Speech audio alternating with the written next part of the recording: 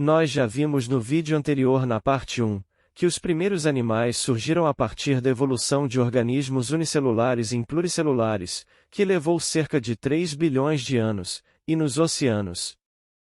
Pelo menos é o que se acreditava.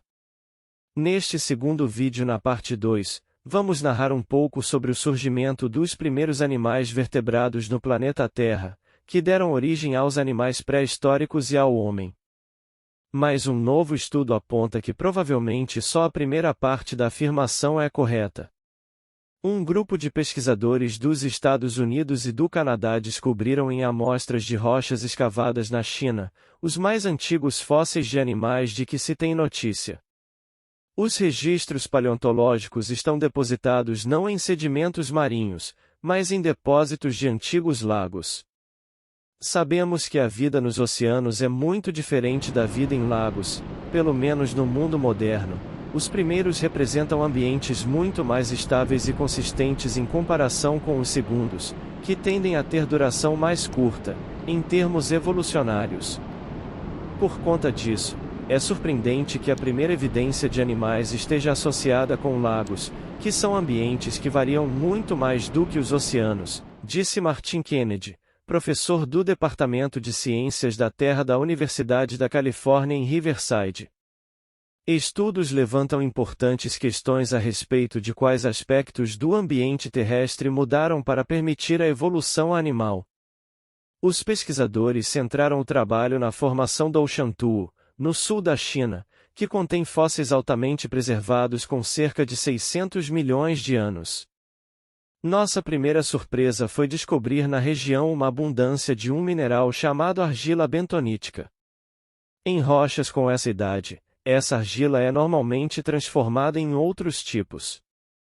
Mas a que encontramos não passou por tal transformação e mantém uma química especial que, para que tenha sido formada, exige condições específicas na água. Justamente condições comumente encontradas em lagos salgados e alcalinos, disse Tom Bristol, colega de departamento de Kennedy e outro autor do estudo. Segundo os pesquisadores, análises feitas mostraram que os minerais e a composição química das rochas não são compatíveis com depósitos sedimentares de ambientes marinhos. Há muitas linhas de evidência que indicam que esses primeiros animais viveram em ambientes lacustres, disse Bristol. É possível que existam outros organismos tão ou mais velhos em ambientes marinhos que ainda não foram descobertos. Mas nosso trabalho mostra que a gama de hábitats dos primeiros animais é muito mais extensa do que se imaginava. Ele também levanta a possibilidade intrigante de que a evolução animal ocorreu primeiramente em lagos e está ligada a um aspecto ambiental único de tais ambientes, disse Kennedy. De acordo com o pesquisador, como lagos não estão geralmente ligados com outras formações semelhantes e são muito menores do que oceanos, pode ter ocorrido uma evolução em paralelo de organismos. Agora, precisamos esperar para ver se fósseis semelhantes são encontrados em outros locais, apontou.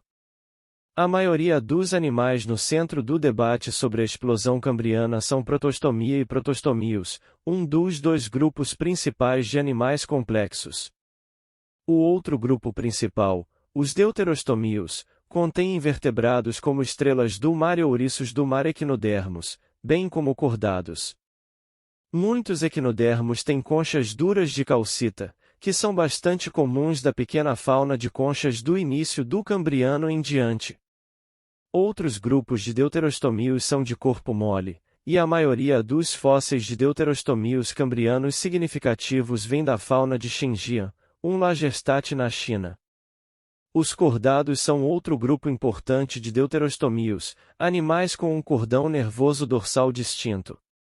Os cordados incluem invertebrados de corpo mole, como tunicados, bem como vertebrados animais com a espinha dorsal. Enquanto os fósseis de tunicados são anteriores à explosão cambriana, os fósseis de Xinjiang, Aicoixais e Melocumengia parecem ser verdadeiros vertebrados, e Aicoixais tinha vértebras distintas, que podem ter sido ligeiramente mineralizadas. Vertebrados com mandíbulas, como os acantodianos, apareceram pela primeira vez no Ordoviciano superior. A adaptação à vida na Terra é um grande desafio. Todos os organismos terrestres precisam evitar o ressecamento e todos aqueles acima do tamanho microscópico devem criar estruturas especiais para suportar a gravidade. Os sistemas de respiração e troca gasosa precisam mudar. Sistemas reprodutivos não podem depender de água para transportar ovos e espermas uns para os outros. Embora as primeiras evidências de plantas e animais terrestres datem do período Ordoviciano, e uma série de linhagens de micro-organismos tenham chegado à Terra muito antes, os ecossistemas terrestres modernos só apareceram no final do Devoniano, cerca de 385 a 359 milhões de anos. Em maio de 2017, a evidência da vida mais antiga conhecida na Terra pode ter sido encontrada em geisserita de 3,48 bilhões de anos e outros depósitos minerais relacionados frequentemente encontrados em torno de fontes termais e geyseres descobertos no Craton de Pilbara, na Austrália Ocidental. Em julho de 2018, os cientistas relataram que a vida mais antiga na Terra pode ter sido bactérias que viviam na Terra há 3,20 bilhões de anos. Em maio de 2019, pesquisadores relataram a descoberta de um fungo fóssil, chamado Ourasphaera giraldae, no Ártico canadense, que pode ter crescido em terras há 1 bilhão de anos, bem antes das plantas viverem na Terra. O oxigênio é um potente oxidante cujo acúmulo na atmosfera terrestre resultou do desenvolvimento da fotossíntese ao longo de 3GA, em cianobactérias algas verde-azuladas, que foram os organismos fotossintéticos oxigenados mais primitivos. As algas marrons acumulam antioxidantes minerais inorgânicos como rubídio, vanádio, zinco, ferro, cobre, molibdênio, selênio e iodo, que se concentra mais de 30.000 vezes a concentração deste elemento na água do mar.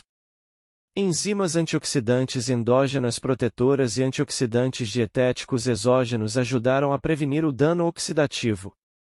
A maioria dos antioxidantes minerais marinhos atua nas células como oligoelementos essenciais em oxirredução de metaloenzimas e antioxidantes.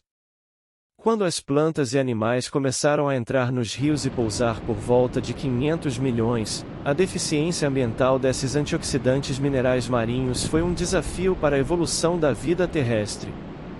As plantas terrestres otimizaram lentamente a produção de novos antioxidantes endógenos, como ácido ascórbico, polifenol, flavonoide, tocoferol. Alguns destes apareceram mais recentemente, nos últimos 50 a 200 milhões de anos, em frutas e flores de plantas angiospermicas.